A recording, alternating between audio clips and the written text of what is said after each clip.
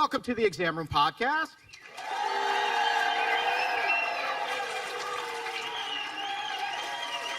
That's awesome. Brought to you by the Physicians Committee. Hi, I am the weight loss champion, Chuck Carroll. Thank you so very much for watching and downloading in more than 150 countries around the world and making the Exam Room one of the most consumed nutrition podcasts anywhere on the planet today. And on this day, we happen to be standing on stage at the National Health Association Conference here in the lovely city of Cleveland, Ohio. Round of applause for Cleveland, huh? And today I am joined by an all-star panel of, geez Louise, we will just call them experts in their field. They are legends in their own right. On my far left, Dr. Stephan Esser. Welcome back to the show, sir. My man in the middle, Dr. Joel Fuhrman. Welcome back to the show. And making her exam room debut, the one, the only, Dr. Meagan Grega. Thanks for being here.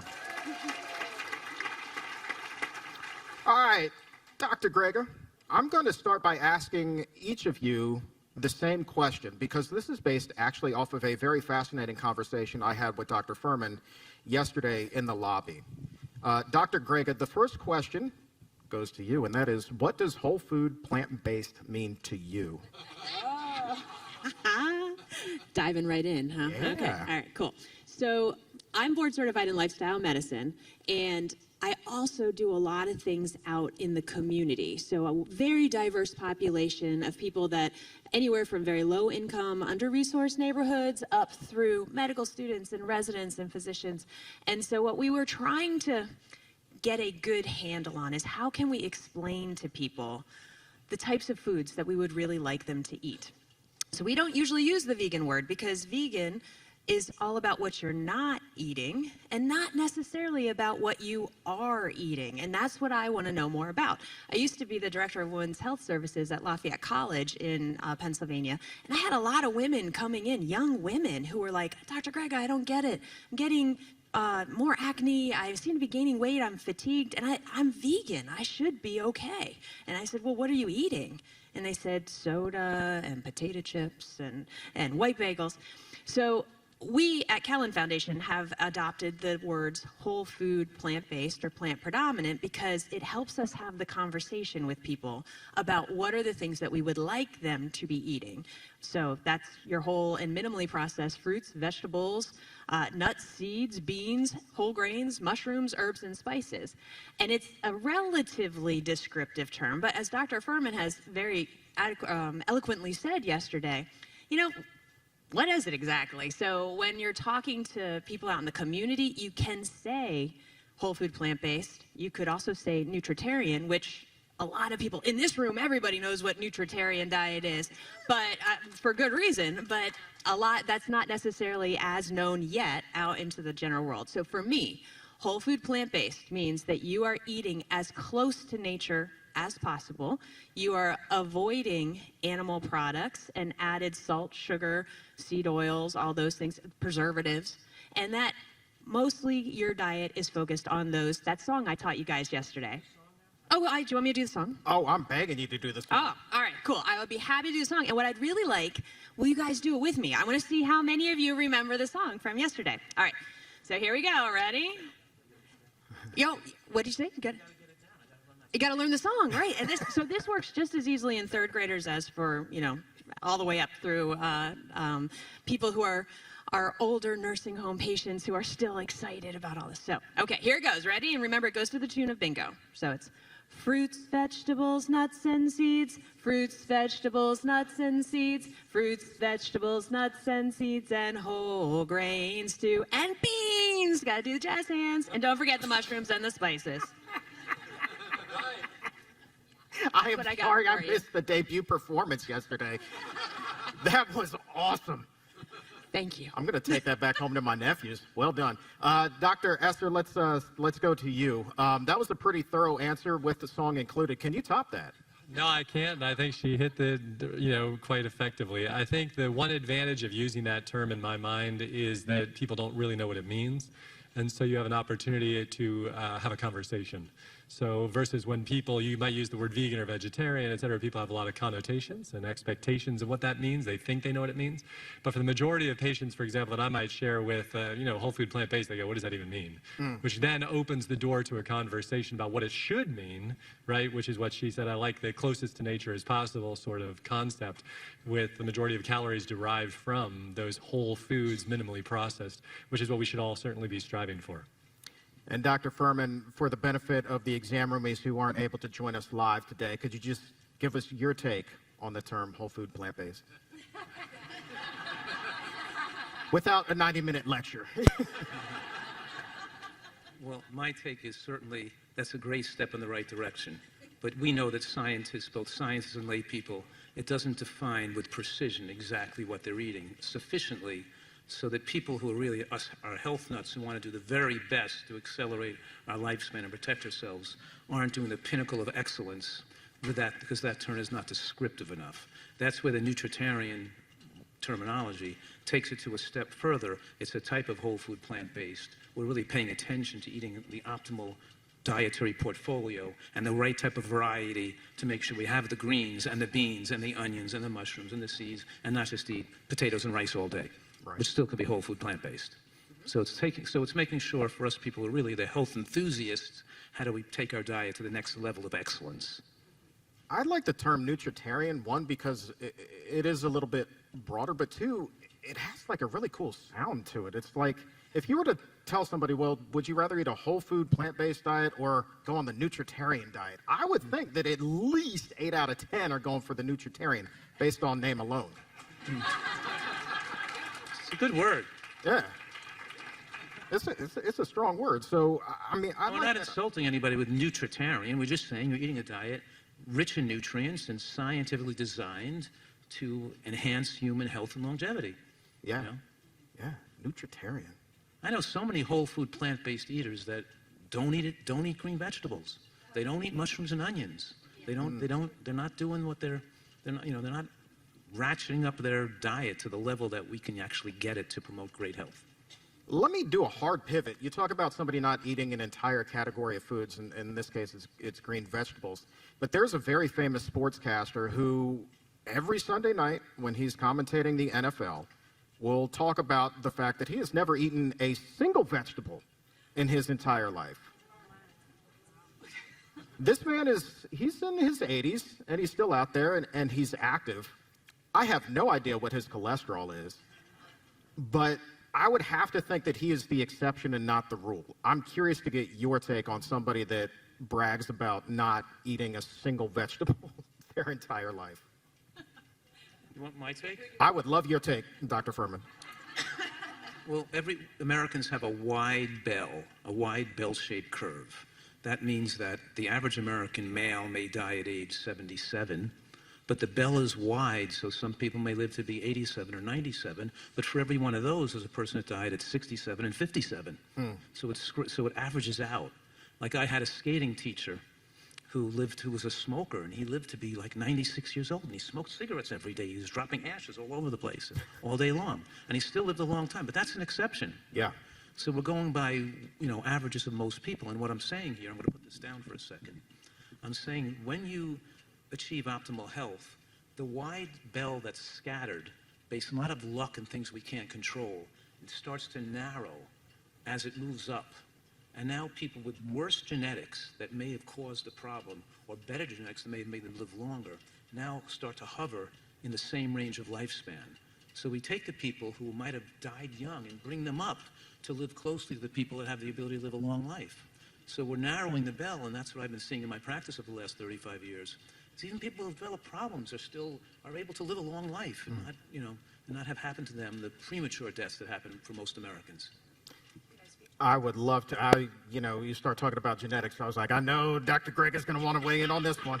That's right. No. But I actually was thinking of it more from the standpoint of, you talk about this guy, he's in his 80s, never ate a vegetable. So maybe he's still alive, right? And there's lifespan, but there's also health span and how you feel. And so yesterday we talked about, a lot of people say, I don't need 7 hours of sleep. Like, I can get by on 5 hours sleep. I'm totally fine. Well, yeah, you probably are for a while, but you are not functioning at your optimal level. Just like I said, we can hang around and be hypoxic and have 88% of our oxygen level, and we can still function, but it's not optimal. We're not thriving.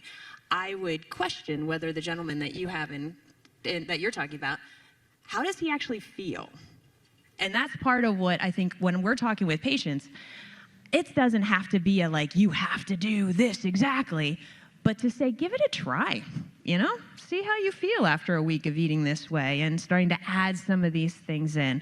And what we usually find, I'm sure Dr. Fuhrman and Dr. Esser see similar things, is when people actually commit to changing their diet, their mood improves, their sleep improves, all the things that you've heard about. And when they do that, then all of a sudden they're like, I had no idea how crappy I used to feel until I felt like this. So if you've never ate a vegetable, you don't know. Yeah, that's a tough one. Like, you feeling crappy is your normal. That's no way to go through life. I certainly had an awakening. And I'm curious, though, like, what do you think the 80-some-odd-year-old body, how would that feel after introducing vegetables for the first time? I mean, would they just go into shock?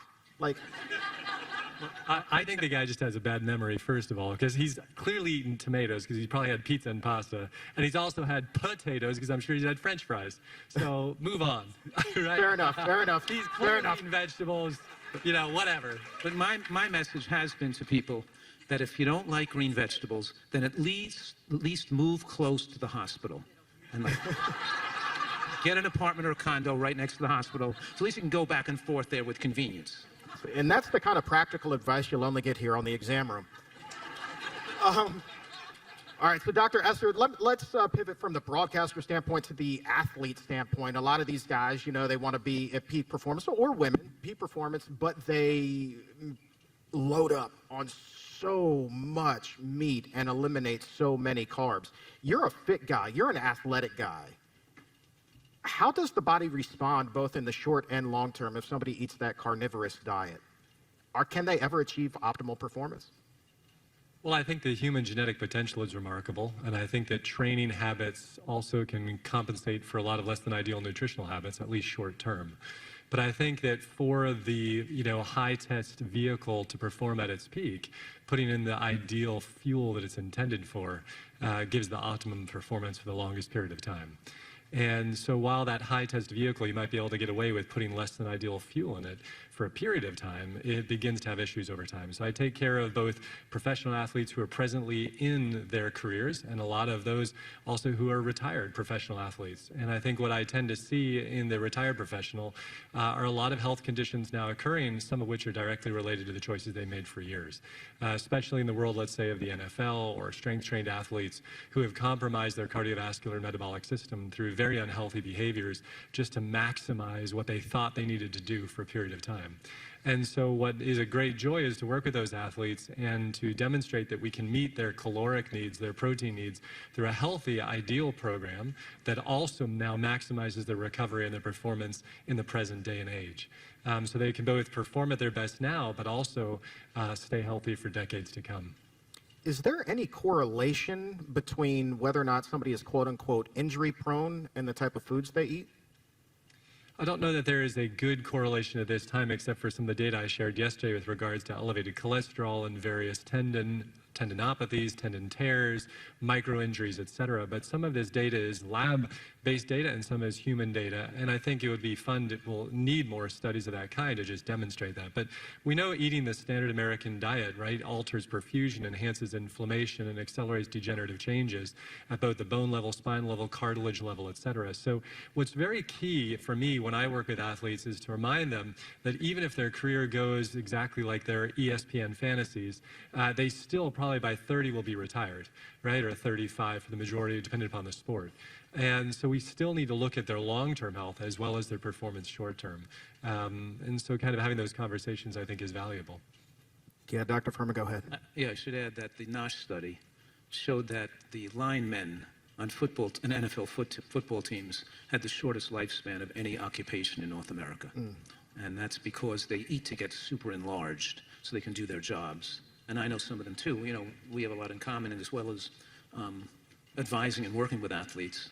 And they have to really sacrifice their health for that type of career, and then they go, some of them are now trying to eat healthy and go back to get their health, earn their health back. But we know that getting that big and eating the diet to get that abnormally enlarged is not good for human lifespan or health. On the other hand, we have professional athletes that don't need to get that big. By the way, the tight ends and the receivers and the quarterbacks did not have shorter lifespans. They were leaner with lower body fats and didn't eat for maximum enlargement. It was just the linemen that had the shorter lifespans. And also we're seeing in sports like tennis and skiing and soccer and basketball. And we have enhanced longevity in movement sports. And these people follow, a lot of them follow Nutritarian or these types of diets for better health and performance, including Venus Williams, who suffered with an autoimmune condition, made a recovery through a dietary program, got back into the tennis circuit. Novak Djokovic, the top #1 rated tennis player in the world for many years, when he started out his career in his young 20s, he was in the top, he was a great tennis player then, maybe breaking through the top 10. But he didn't have the stamina to get through the really tough 5-set matches until he switched his diet over to a Nutritarian style diet. And we're seeing a lot of these top athletes able to perform better in stamina related sports. We have to focus and have stamina and last that long time and extend their careers. And even boxers get better performance when they eat so healthfully. And one of the people I've advised and has done great results is Eric Schlappi, who was in 4 Olympic Games in downhill skiing representing the United States. And the reason he was able to compete at a high world level into his late 30s was because he ate so healthfully, prolonged his career. Yeah, it's funny, you talk about that longevity study on NFL linemen. I know in Japan there was a similar study done on sumo wrestlers. And the lifespan of the average sumo, I don't have the research in front of me, but I want to say it was maybe late 50s, early 60s. It was disgustingly short. And you want to talk about ultra caloric consumption. It was insane how much these guys eat, and it's celebrated. And I understand why they do it in the short term, but my question is, a lot of them now, when they retire, they immediately begin to focus on their fitness. I guess, Dr. Fuhrman, and I would love for each of you to weigh in on this, but Dr. Fuhrman, I'll ask you, how much of that bell can be unrung at that point when a person goes to that extreme and they've been eating so many calories, so much unhealthy food for so long? How much damage can be undone when they finally retire and then start to focus on treating their body right? That's a really difficult question to answer. We don't know how much of their life potential they've taken away, but we can do everything to make sure that they have a healthier life at this point for every person that's around. We know whatever you did in your past is your past. Now move forward and give your body the maximum chances to heal. And what we've seen is remarkable ability for the body to regenerate and heal. Remarkable. And it's really astounded us in some cases where we've given up on patients who think they're too far gone or think how could a person have such a bad history, and we've seen people turn around their lives. So there's always, nothing is ever 100% predictable with certainty, but we certainly give people the hope and expectation that they can achieve better and better health. And I've seen people, for example, come to me with early stage dementia and balance problems, who got back to being able to get their balance back and got their brain function back and be able to live their end part of the last 10 years of their life and with better health and mobility. So we almost never give up on people if they're willing to do the right thing. Yeah. Dr. Esser, let me start with Dr. Esser, and then I'll come to you. I would love to hear your thoughts too, Dr. Grega. But Dr. Esser, with the athletes that you've worked with, have you worked with any former larger individuals? I think it's always hard to predict exactly a person's outcome, right? We don't know people's true genetic inheritance or genetic potential. And, so I think, as Dr. Fuhrman suggested, I think the goal is to just maximize what we can do with the time that they have, right? And in hopes that looking at all the markers of their health and inflammatory markers and, shed that excess weight, reduce their resting cholesterol, bring down inflammation in the body and see what they can do. But I think it's somewhat of a, hard to say 100% how long this person's going to live, how many years they've shaved off. But certainly we know that for every single one of us in this room, as long as we have a heartbeat and a breath, we have the potential to enhance our health. And the choices that we're making with our fingers, feet, and forks are so radically predictive that we need to, whether we were a sumo wrestler or not, we need to remember that whatever choices we made in the past, right, now we can make healthy decisions and try to maximize our potential moving forward. But we all will face our mortality at some point, right, and that's crucial to also be aware of.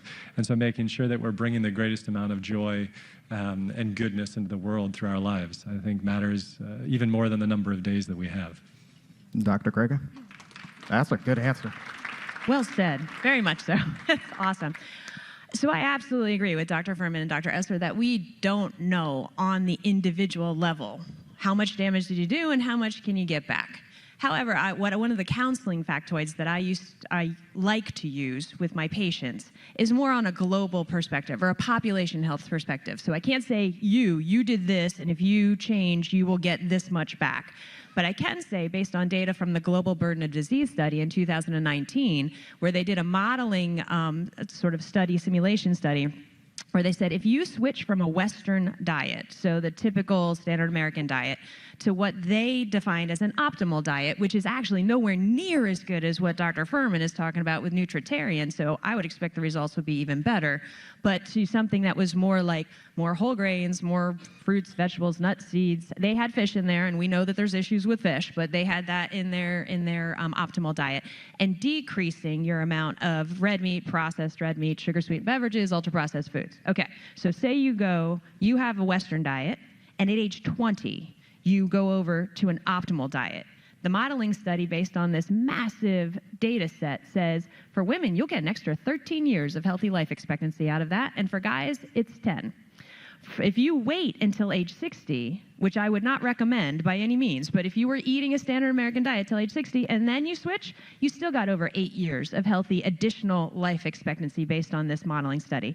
And even at age 80, which blew my mind when I read this study, you get an additional 3.4 healthy years of life expectancy. So we can't tell anybody how much they need to, what they'll get back if they change, but we know that they will get back something, and that it's not small. It is years of healthy life expectancy. You know what I like about interviewing actual doctors and experts is like when I try to ask a difficult question and get you guys pinned into a corner and then like give me a precise answer, you don't. You're like, it's impossible to tell. But if you fire up the old, Twitter or Instagram, you're going to have experts on there telling you, well, I can give you exactly 27.4 years of extra life. Just make sure that you're not eating green vegetables, said no athlete ever. But anyway, thank you guys for your honesty. Dr. Grega, I know that you do a lot of work in the community. Let's change and talk about more general population. How big of a challenge, how monumental of a task, by and large, would you say we're facing as a society in terms of reclaiming our health based off of the way that we're currently living our lives? You guys ready to be depressed? No, and truly, I think that we're moving in a better direction than we were back in, I always say I went to medical school in the last century. I think Dr. Fuhrman was probably as well. I'm not sure about Dr. Esser, but I've seen how things have gone with population health and the way people are paying attention to their health over many decades now, and I think we're in a better place, so that's good.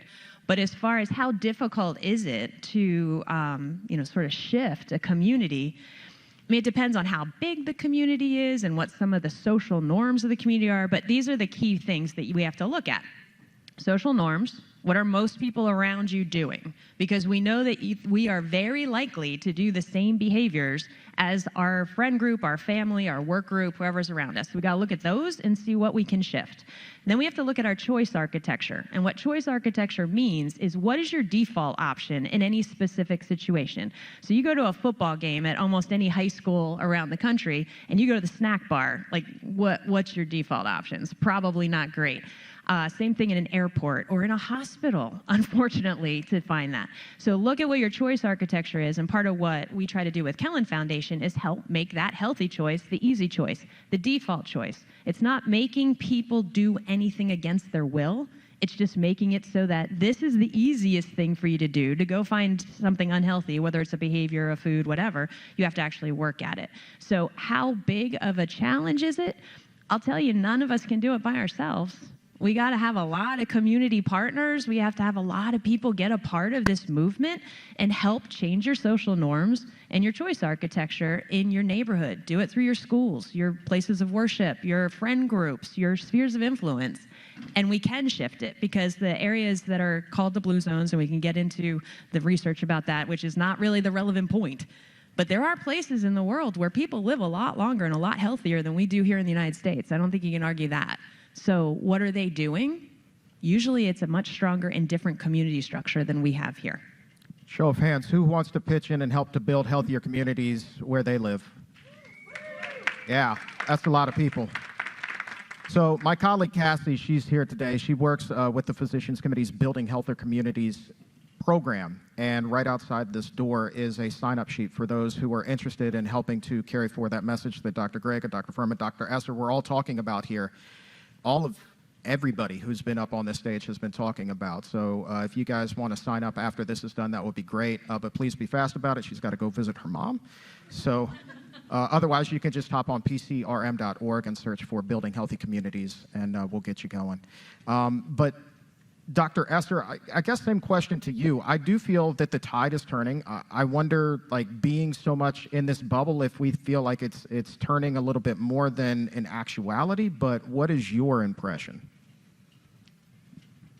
I mean, I think the United States is awash with disease, sickness, and death. Well, at least you said it with a smile. God bless you. Right? I think that the world in which we live, there are many pockets in the United States of improved health and improved awareness. I think growing up as a boy where you couldn't even go into standard supermarkets and find a lot of fresh fruits and vegetables or fresh juices or things like that, those days are past, right? I mean, you go to gas stations and find Odwalla green juices, right, and things like that. So I think there is a movement in a very positive direction. I think the majority of that has not been led by medical professionals. It is being led by pop stars, superstars. It's being led by movies, TV, it's social sort of outreach, et cetera. And so using the social networks, using online platforms, supporting things of that nature, I think are extremely powerful, and that's why we've seen probably a lot of the changes that we've seen, honestly. It is certainly not from the medical side of things, right? I think that each of us has a social network and an opportunity to impact people's lives for good, and I think that the social spheres we live in, our social, sort of circles, if we all impact the people that we can touch, that should be what we try and strive to do, right? So if you're a business owner, that in that business setting, you try to create a healthy environment, walking meetings, bringing healthy food into the lunch area, things of that nature, right? These are all powerful things. If you're a family member who has cousins, uncles, aunts, nephews, nieces, et cetera, that you're the one who brings healthy food, right? You're the one who takes people for outdoor events and playtime, et cetera, with your grandkids, et cetera, not buying them iPads, right, and not incorporating more sedentary behaviors. So I think it really starts person to person, but then obviously collectively, if we get into positions of power, those who have power need to use it for good. And to try to change on a larger scale. But I think that the problem is truly that food addiction is real, that addictive food-like substances are on every single corner and every checkout line, and the human mind or brain is wired to desire those foods. And so it takes a massive sort of shift on the part of the individual to kind of take back their health, but collectively, certainly by changing, as she said, the inputs, the opportunities within communities is huge. And so, I mean, two different perspectives, right? The one-on-one personal choice mindset, and then the other, the social, political, cultural, all that stuff. And I think each of us need to think on both levels, because the goal and the role, I think, of each of us is, number one, to maximize our own personal health so it's vibrant and exquisite, and then number two, to leave the world better. And that's crucial. Yep. Dr. Fuhrman, I'm going to come to you here. The typical foods that are being consumed here in the United States, I mean, I'm living proof that they are incredibly addictive. I mean, I had to go to the extreme and rewire my stomach in order to rewire my brain to break that addiction. In hindsight, I don't know that I would want to make that decision. But at the time, that was the best decision I could make because I didn't have all of the information that I do now. But how does the typical person, short of going through a very invasive procedure, rewire their brain, break that addiction when they are surrounded constantly by these types of foods? It's a difficult thing to do, and I've spent my career trying to help people like that. And my term that I use is enforced abstinence.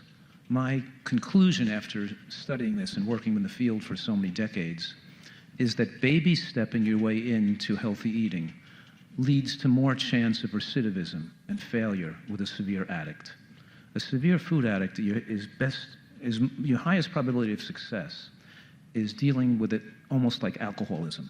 That if you go out drinking in the bars on the weekend, that's going to just excite your desire for more drinking. And the same thing, when we baby step our way into healthy eating, the chronic use of these highly addictive food substances just lights the fire under the desire to want them and to keep wanting them. And even people on diets lose some weight and gain it back again and don't stay committed to eating healthfully for the rest of their life. So this takes an incredible amount of education to the individual to learn. And then it takes the dedication, take the initiative, but then the dedication over time and the repetition, and to set up a healthy environment around themselves, and the determination to follow through with this. And us professionals work with people like that to give them the support, the moral support they need. And sometimes people have to come to a retreat like I have, where they come and they stay there, and they're in an environment where they can't eat unhealthy, and they need that period to separate themselves from unhealthy eating, away from their triggers for a long enough period of time to reset their neurotransmitters in their brain. They're not just thinking about their cravings all the time because they've been overstimulating their dopamine with so much excessive calories and highly palatable food and the caloric rush of oils and sugars and like greasy food, that they just, like you're saying, it's a true addiction. Food addiction is real, and we really have to work with people who want to recover from that addiction and treat it seriously as if they really have a real addiction, and give them the counseling and support and professional help they need to recover. And sometimes just telling a person to eat healthfully doesn't really work because it's not enough for them. It's too much to overcome the addiction. No, and I don't think that a person in that position is going to know what it means to eat healthfully anyway. It's like you literally have to give them a very scripted playbook. Yeah, here are your parameters. In a 15-minute doctor visit, a person's not going to change their whole life. No. They need something more than that. Yeah. And that's why a lot of lifestyle medicine physicians are setting up office meetings where the people come in groups, and they spend a few hours with the groups and make them come back every week. And there's a way we're trying to connect with people where there's more touch points and more connection with them to motivate them more than just a 10-minute medical visit can do. How long does it take to reset those neurotransmitters? Not to give you I don't need that 27.4 week answer. But is it, on average, based off of what you've seen, is it a 3-week process, a 3-month process? Just ballpark me here, best you can. The drug addiction model is usually a 3-month process to see less chance of recidivism. But I still think that it's a gradual process that takes 6 months to a year to reach the level where people are more protected from their cravings and drives. Because even when a person quits smoking, they may not have the physical drive to consume nicotine, but they have the emotional connection to smoking that takes longer to go away. Mm-hmm. And so we have to replace that. And as Dr. Esser was saying, and we're presenting here today, is that when you can replace that addictive drive with the other opportunities to have peace and happiness and purpose and mission in your life, it can really help a person overcome their addiction. And that's something I'm talking about that later today as well. Dr. Grega, you do a lot of work in communities, and a lot of communities are very broken. And you step out the door and it's nothing but heartache and murder, mayhem, chaos. Where's the incentive for somebody to change their lives, improve their health? They're surrounded by addiction, whether it be food or other substances at that point. Have you counseled patients who are facing those kinds of challenges day in and day out? So that's an interesting question that we could kind of unpack in lots of different ways, because we have our perception of under-resourced communities, and then when you're actually out there on the street, you get to see the reality, which does go along with what you said. There's chaos, there's murder, there's a lot of instability, there's not a whole lot of resources. But I would say based on our work over the last 20 years, the majority of people who live in these communities, that's not who they are. They are unfortunately surrounded by some chaos, but when you can go to where they are already, so for example, we run our intervention programs, like Dr. Fuhrman said, we do the every week for 2 hours a week for 3 months, and then we have a 9-month maintenance where we're seeing them a little bit less frequently.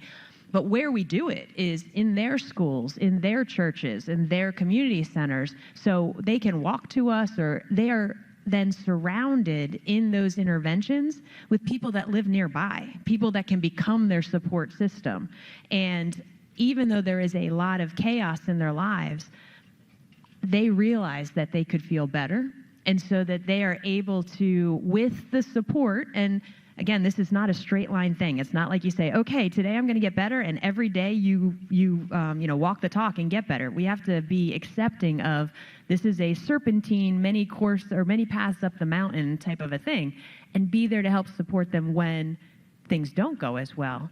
But what I find, and I think Eric, my co-founder, would also agree with, is that relationships are the key.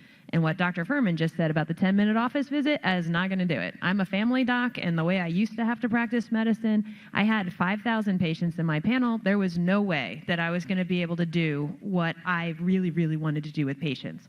Whereas on these shared medical appointment models, or even if it's like peer-to-peer coaching, there's other ways to do it. It's the relationship that helps to make the change. And then if you have a support group around you, think about how you guys feel after you come to one of these meetings. Doesn't it like reignite you? So you have to have that to keep going, I think. Dr. Esser, I would love to get you to weigh in. You're looking at me very intently, like either I really want him to call on me or let's just move on. No, I mean, I agree with both perspectives. I think that there are unique challenges in each community.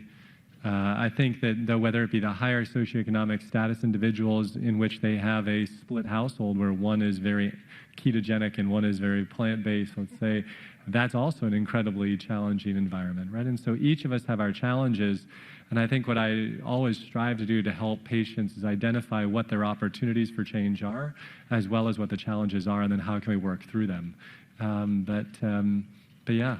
I mean, we need more work in every level in every community, you know?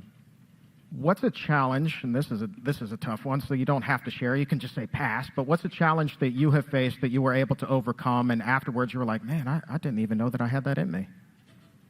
How did you empower yourself, Dr. Esser, by coming? You're making reference to with regards to health? Health, anything in life, man, because I think that a challenge in other parts of life can also derail our health. I know that when I'm facing difficult circumstances in the past, I've made unhealthy choices, whether it be in seeking comfort, which at the end of the day wound up doing more harm than good. But for whatever reason, when we're faced challenges, we don't rise to our best. A lot of times we sink down. So has there been a challenge in your life where you were like, man, this was tough, but I was able to overcome this? I know. Look at you. You don't have to. You can just say pass, and it's cool. I'm totally putting you on the spot here, man. No, I've had a lot of challenges in my life, whether they be relational, whether it be financial, whether it be deaths in my family. I had some deaths very early on, under the age of 20. My parents died. And so, I think the reality, the things that kind of kept me moving forward are, number one, my spiritual faith and tradition. I think number two is a desire to, what people hear me say a lot, right? Be the best version of myself and leave the world better. And, so the choices that I recognize when I look in the mirror, when I'm challenging with this struggle or this difficulty, I have two choices, right? One is to lay down and give up or to cry.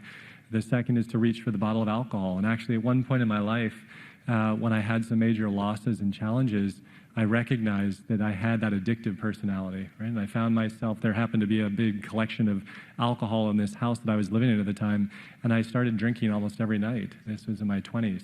And I just very quickly began to realize I was still going to work every day and teaching tennis at the time. I wasn't in med school yet. And I recognized very quickly, I was like, this could become a bad thing. And I took all the alcohol from that home and put it out on the street, and that was it. We were done, right? And I've never really drunk since. And I think recognizing internally kind of who we are, and I think that's challenging if you're raised in a setting in which you don't have a good identity of who you are and what matters in life. But for me, every trial and tribulation that I go through in life, which we all have our sufferings, right? It just continues to make me more empathetic to the people that I encounter. So when I go now and when I interact with someone who's gone through early loss, right, with death in their family, I find that I can empathize that much more closely. And so as I experience the full breadth and width of the human experience, right, I think it's softening my heart. And so, yeah. Go ahead, Dr. Fuhrman. Clap it up for Dr. Esser there. That was really beautiful. I really appreciate you. You're a great guy. Oh, that's a real moment. That's a real moment, y'all. Yeah. I mean, we all have our own personal hard times and tragedies in our life that we have to overcome, and I think that's exactly what Dr. Esser said, that we can use that to be more compassionate and empathetic and understanding of other people and the problems they go through. Yeah. I was, many of you know, I was in the world team in figure skating. I was third in the world in pairs figure skating with my sister. Maybe later today we can show a little video. And then I got hurt right before the Olympics, and I couldn't walk for almost a year. And my career was shattered. I thought at the point of being, getting so much praise and accolades, and then to be completely ignored. And I reset my values, and I realized how false that type of kind of false going after success in a superficial way, trying to win was so it's kind of like not the main point of why you try to perform and be an artist or be an athlete. It's not always who wins, but I had to change my priorities in life and think and rethink the direction of my life. And I was worried I'd never walk again, because my heel was so bad.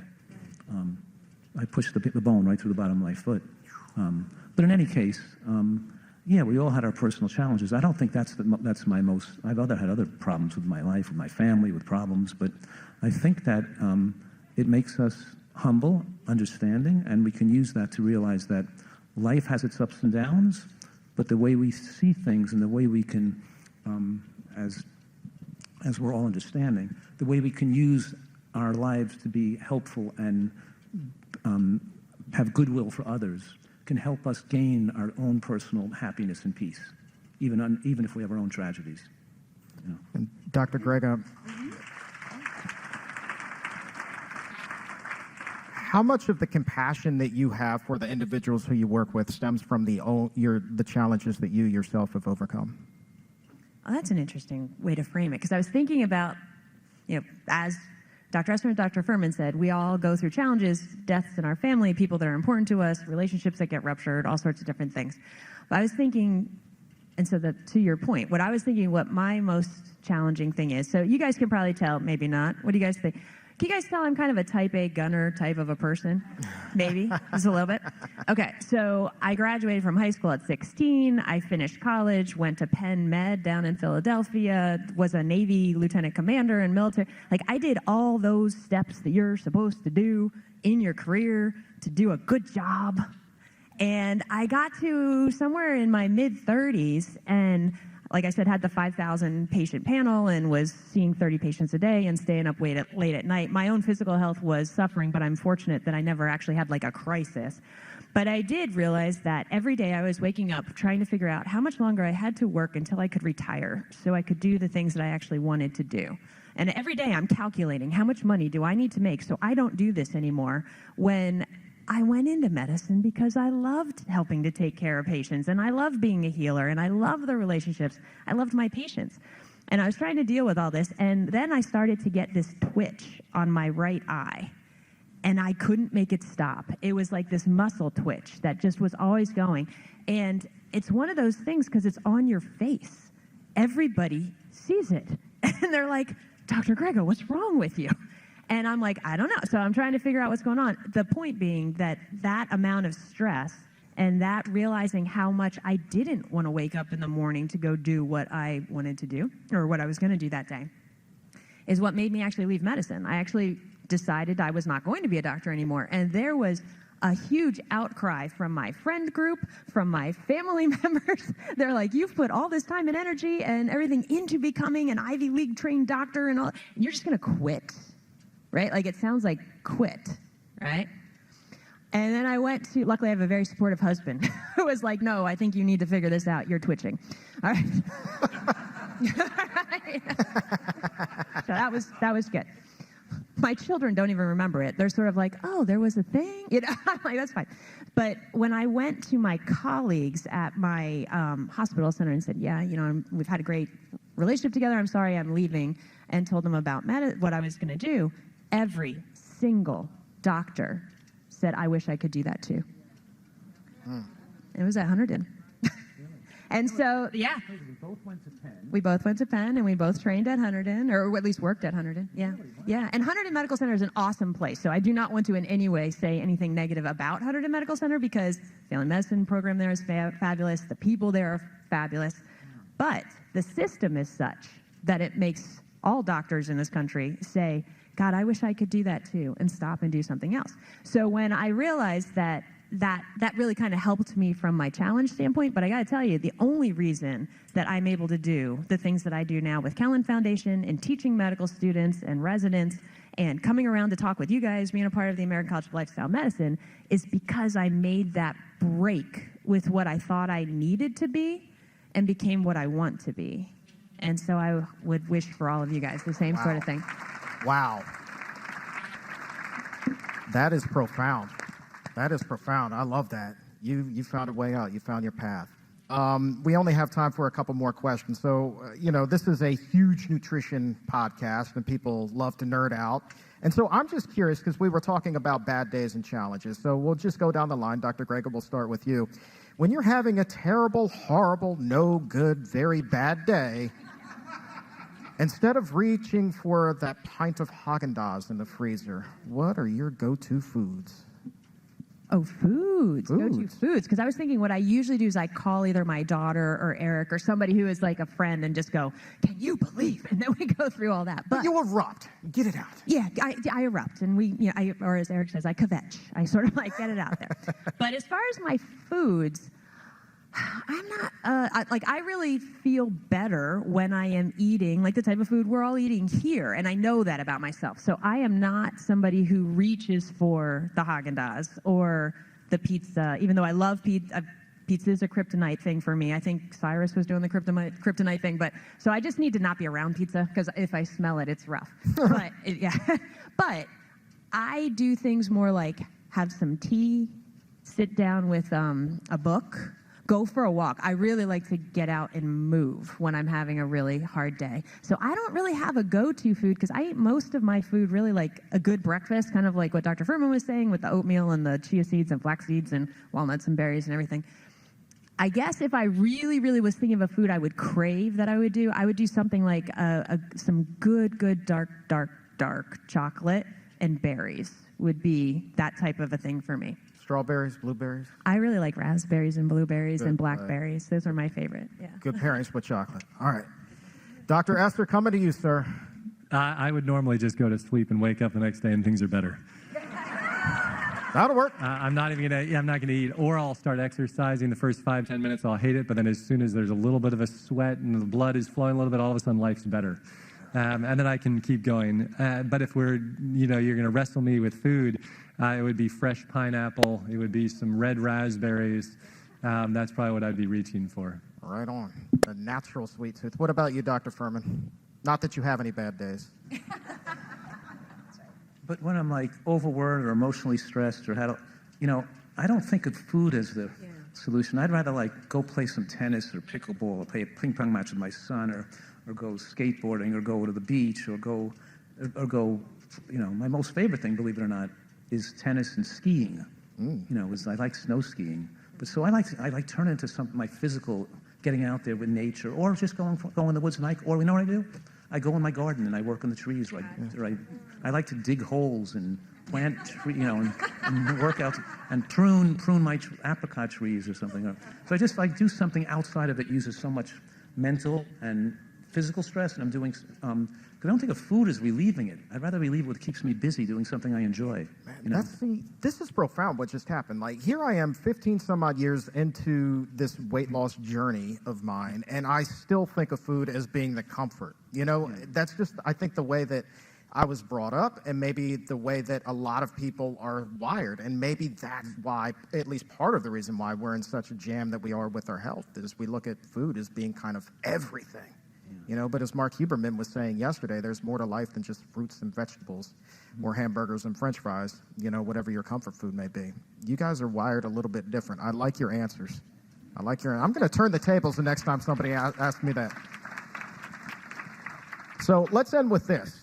On a positive note, Dr. Fuhrman, I was really impressed speaking with your daughter, Kara, yesterday. I mean, she is 31 years old, and she is a firecracker, and she is going to move and shake and take this movement into the future. And so my question to you is this. Despite the fact that we've talked about, you know, some dark subjects and all the challenges that we're facing today, I believe personally that the future is bright. When Kara is your age, how do you see the health of America and the world looking? Just give me a positive answer, man. That's a happy question. Is it better than today? I don't know. Oh, I man. really don't have the ability to answer that. I'm sorry. It's okay. I see the growing waistlines of Americans, the infiltration of more fast food and junk food in their lives, the more increased risk of cancer, the more people on carnivore and keto diets. I know what we're doing in the American College of Lifestyle Medicine and PCRM and all these we're all trying to help and do things in the NHA and everybody doing their part. But I'm not sure that we're going to overtake the huge monetary and wall we have to climb. I'm not sure. I don't know. You know. Dr. Grega? Yeah, and I agree. That is a really loaded question because there's a lot of different factors that we're talking about here. But since we're kind of thinking from a positive standpoint, if we can, good try. So my son Keith is actually in medical school at this point, and my daughter is a chef that was trained at the Culinary Institute of America, which is, you would think, a place where she learned a lot of French pastry cooking and things. But she has become a whole food, plant-based chef and makes phenomenal food. So I feel like, along with what's happening in my own family, the medical students I teach love the concept of lifestyle medicine. It's a recruitment tool. That's why most places have lifestyle medicine stuff. It's not necessarily that the system of the health networks or the insurers think, well, it's getting better, but it's not like they thought, oh, we're going to do this for, you know, return on investment or whatever. That it's a recruitment tool. Residents come to residency programs where they can learn this stuff. Medical students do too. Chefs are learning this. The Culinary Institute of America has the Tastes of Change conference where they're talking about the protein flip. And instead of having a whole big piece of meat on your plate, have that maybe on the side, which I'm not saying you should do that either, but like they're changing the way. They're like, how can we use spices and flavors and, you know, different cuisines to make eating, as Dr. David Eisenberg says, unapologetically delicious, which is what we need. So my positive thing is that the generation coming up under us, the late millennials and the Gen Zers, they're not into the way the planet's going. They are not into the processed food. I mean, there's a lot of people that are, but there's a growing group, different than my generation of Gen X, that they want to see it different.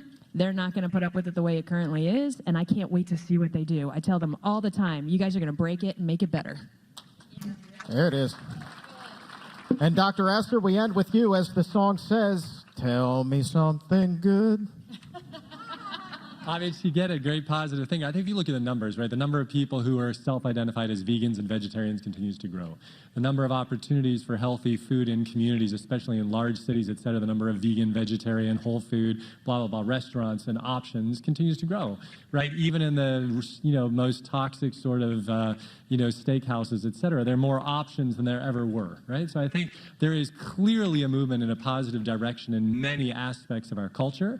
The challenge that we all will face is to continue to extract ourselves from the addictive food-like substances that are being marketed to us at every commercial, on every street corner, et cetera. Because once the taste buds are hooked, right, then it becomes a greater challenge for us. And so, but I do think that collectively, the beauty of this message gathers so many people's hearts and minds to it, but for the multiple reasons of our personal health, our societal health, and obviously for animals as well.